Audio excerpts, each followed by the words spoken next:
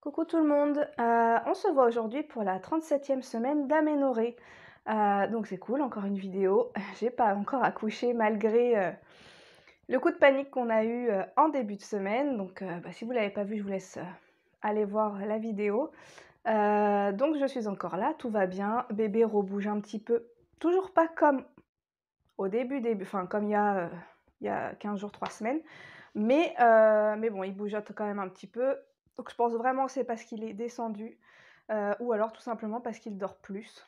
Hem, donc pour vous raconter quand même cette semaine, malgré, ce petit épisode, un peu stressant, j'ai dû faire donc, les le test du streptocoque. Donc pour ceux qui ont vu la vidéo, vous saurez que c'est négatif du coup. Donc ça c'est cool, parce que ils font un test, maintenant je crois qu'ils le font à toutes les mamans. Parce que, en soi, pour nous c'est pas grave.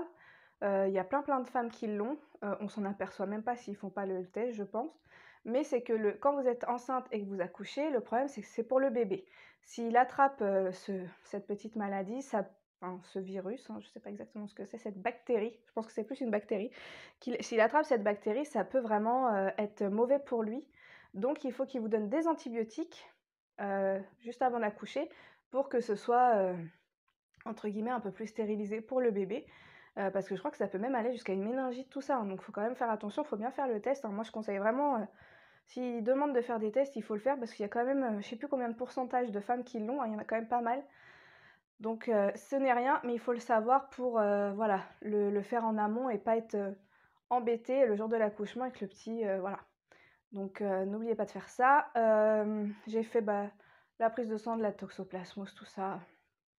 Toujours pas immunisée, hein, ça aurait été étonnant à la fin, mais bon. J'ai eu aussi, un peu peur parce que j'avais un peu de protéines dans les urines, mais c'est vraiment, limite, donc du coup j'ai appelé ma sage-femme, qui m'a dit que non, c'était bon, fallait pas que je m'inquiète. Donc tout nickel. Niveau, de ce point de vue-là, c'est nickel.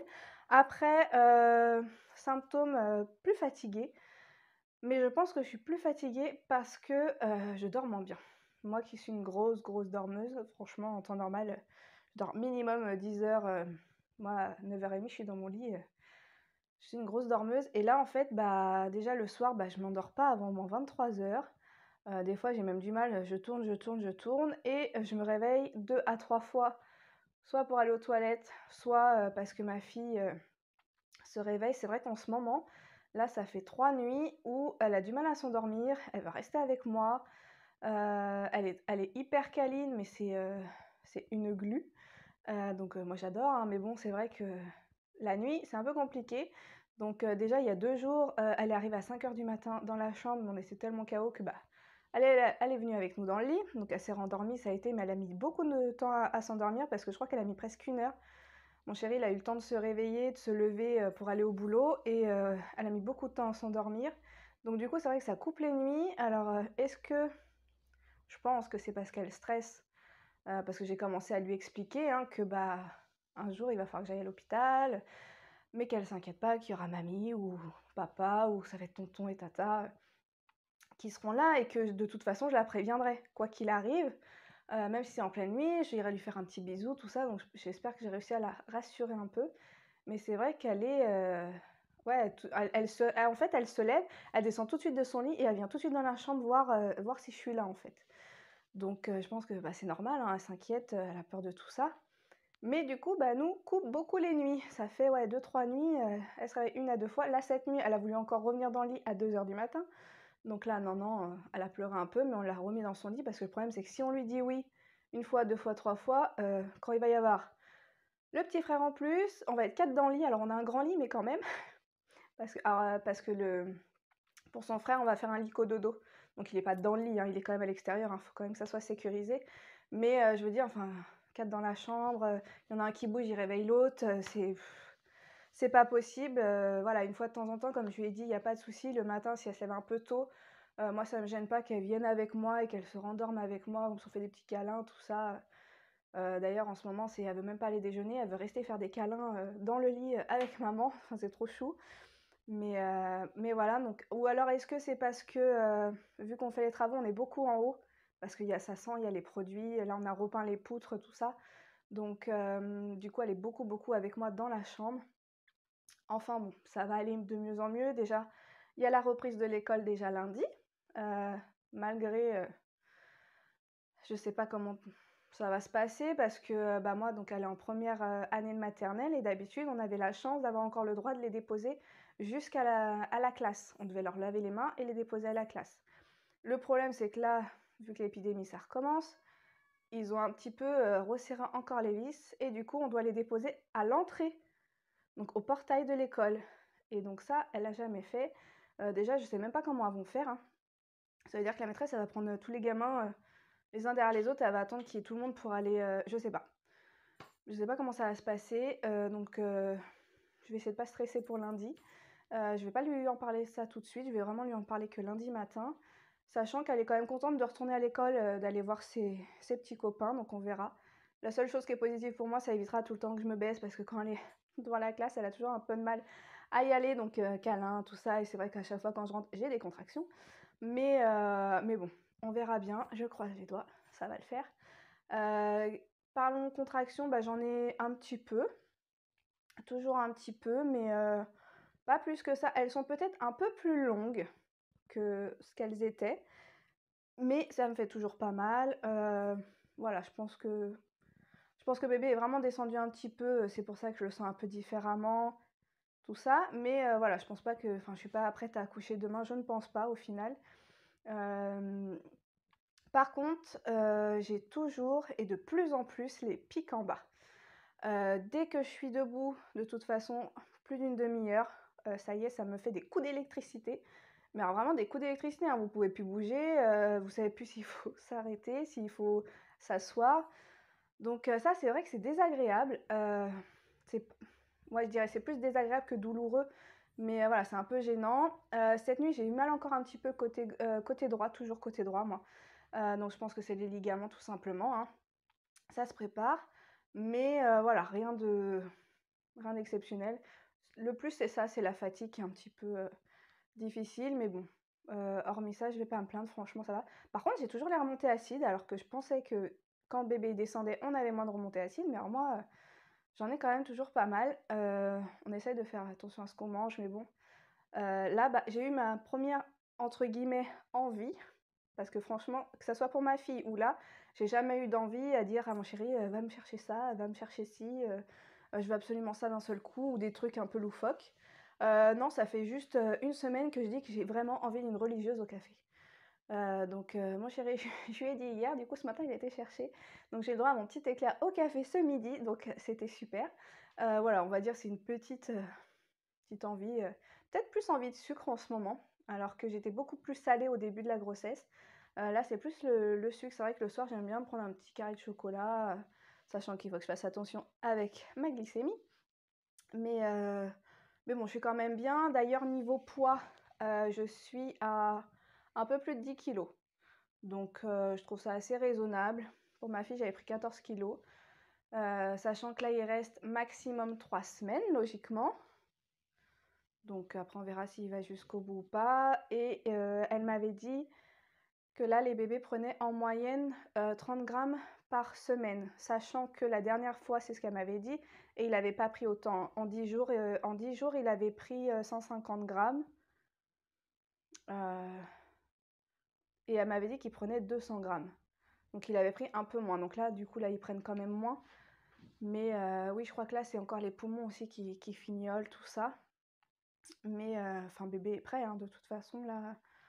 Donc là, il doit être au moins à 3,2 kg, hein, logiquement. Donc il est prêt. Si leurs statistiques, je vais y arriver, sont bonnes, bah voilà, à 3,2 kg, c'est bien, hein. C'est ce que ma fille faisait à la naissance. Donc on se laisse encore 15 jours pour qu'il prenne quand même encore un petit peu de chair, pour qu'il n'ait pas froid, qu'il soit fort. Et voilà. Ah oui, deux choses aussi que j'ai fait. J'ai fait mon projet de naissance. Je l'avais fait déjà bah, la dernière fois que j'étais chez ma sage-femme, donc il y a peut-être à peu près 15 jours, mais j'avais fait un petit gribouillis, elle avait regardé, elle m'avait dit que j'avais en soi rien d'exceptionnel, de bizarre. Donc du coup, elle m'a validé, je l'ai remis au prof, donc ça c'est bon, c'est dans les documents aussi. Et après, j'ai fait aussi le sac de naissance pour la salle d'accouchement. Donc ça, c'est bouclé. Il est fermé, je ne vais plus le rouvrir. Si je crois que j'ai encore la chemise de nuit à mettre. Parce qu'ils vous disent de mettre une chemise de nuit pour le jour J, mais sachant que moi la dernière fois, enfin pour ma fille, j'avais eu la blouse chirurgicale, là, enfin le truc trop moche, mais bon en même temps on s'en fout, hein, c'est plus pratique pour eux. Quand le bébé arrive, il n'est pas nettoyé nickel, mais bon, je vais quand même en mettre une au cas où, on verra bien. Et la valise de maternité, pareil, j'ai peut-être un ou deux trucs à finir, mais ça c'est bon. Aujourd'hui j'ai fait aussi mon sac avec un peu de nourriture que je vais laisser dans la voiture comme ça. Si j'arrive et puis que Aurel, voilà, il n'a pas le temps, moi j'ai un petit sac avec des gâteaux, des chips, des petits jus. Voilà, si, parce que pour ma fille, j'avais accouché à 15h30, mais le temps après de rester en chambre, de descendre, tout ça, j'avais même pas mangé le soir et j'avais rien à manger. Donc j'avais mangé que le lendemain matin, donc c'est vrai que je me sentais un petit peu faible malgré que j'étais très bien, hein. D'ailleurs, il faut que je fasse une vidéo sur l'accouchement de ma fille parce que c'était quand même un long accouchement. Donc voilà, et ensuite, ce que je vous ai pas dit, c'est par rapport à l'anesthésiste. Avant qu'on ait le coup de panique, là, que j'ai été aux urgences, j'ai été à l'anesthésiste et donc je lui ai posé, moi j'avais surtout comme question, savoir s'il était possible, du fait que je veux pas faire la péridurale trop rapidement, parce que pour ma fille, ça a duré très longtemps et ils m'ont mis la péri tout de suite, sachant que c'est moi qui ai demandé bien sûr. Mais du coup, je pense que j'ai eu du produit à péridurale pendant au moins 20 heures. Et le souci, c'est que du coup, moi, j'étais en fièvre et elle est née en hypothermie. Du coup, ils l'ont emmenée tout de suite en couveuse. Donc, j'ai pas eu ma fille tout de suite vraiment en peau à peau. Et là, franchement, c'est un truc que j'aimerais vraiment, vraiment, vraiment garder mon fils au moins 2 heures comme ça, les premiers instants, sans qu'il les nettoie, qu'il leur fasse tout ça, qu'il les pèse, qu'il... Voilà, maintenant si c'est possible, on verra bien. De toute façon, ils font au mieux. Je laisserai faire bien sûr l'équipe médicale. Et donc, je lui ai demandé si c'était possible de placer le cathéter de la péridurale, mais de ne pas injecter de produit. Elle m'a dit oui, c'est possible, mais c'est dommage de ne pas vous mettre le produit si vous souffrez. Je dis non, si je souffre, si je la demande, bien sûr que oui, voilà. En plus, là, vu que bébé est bien au fond, ça va être comme Abigail.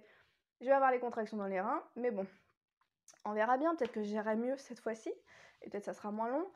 Mais voilà, au pire des cas, j'ai cette petite alternative qui fait que je peux avoir déjà tout en place au cas où qu'il faut bah, voilà, remettre le produit tout de suite ou je sais pas, un truc qui se passe pas bien. Et au lieu de vous dire allez go, césarienne, machin et tout, où ils vous endorment complètement parce que vous n'avez pas du coup le cathéter mis en place, au moins là ils ont plus qu'à mettre le produit et c'est bon.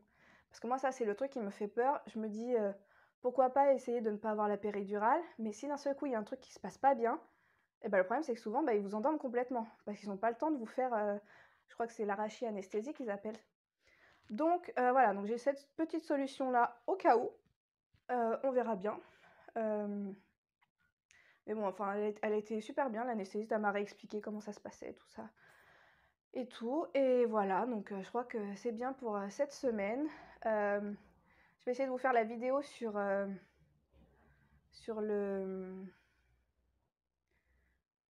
Comment ça s'appelle? Le rituel bidon où je mets les huiles, tout ça et tout ça. Je vais essayer de la faire cette semaine, là, vu qu'elle va reprendre l'école, ça va être plus facile. Je ferais peut-être combiner avec les couches lavables parce que pour Abigail, je m'étais mis un peu aux couches lavables à la fin. Donc là, j'en ai acheté, donc je vous montrerai un petit peu ce que j'ai pris. Et voilà, donc je crois que c'est tout. Je vais vous montrer mon bidon. Si j'y arrive encore à me lever. Tchac, tchac. On va pousser un petit peu ça. Hop. Donc voilà, toujours là. Petit baby boy. Je suis quand même très très très pressée de voir sa tête. Voir si il ressemble à sa sœur, s'il ressemble à moi ou mon chéri, parce que franchement, Abigail, elle ressemblait à ni l'un ni l'autre. Donc voilà, bon bah je vous fais des gros bisous et puis à une prochaine vidéo. N'hésitez pas à liker, n'hésitez pas à partager, à poser des questions, à me laisser un commentaire, ça fera toujours plaisir. Plein de gros bisous, bye bye.